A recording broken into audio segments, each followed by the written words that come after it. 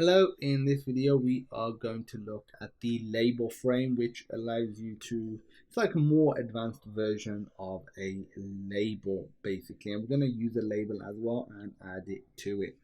So we're going to say label frame equals label frame window. So this is what we're drawing to. Text equals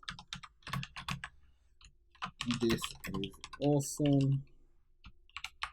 I'm going to do label frame dot pack fill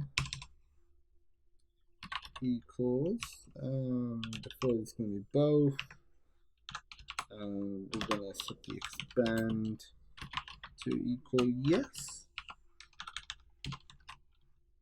Now we're going to do left equals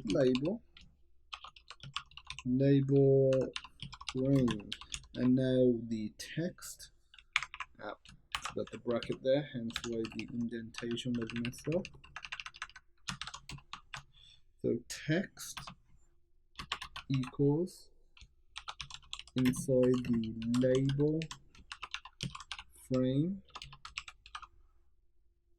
Now left dot pack, and now let's run it and see what we get. So now we got this label right here, and we put the inside label frame with within it, so we're drawing to the label frame. This is awesome. You can think of it just like the title. As you can see, it's got like sort of a border around it all the way around. So that is the label frame, and we have added a label to it. We could add more stuff to it as well. As the next task, I recommend doing that, adding more labels to it, etc. If you have any questions about label frames, feel free to check out the link that's attached to this video. And as usual, thank you for watching, and I look forward to seeing you in the next video.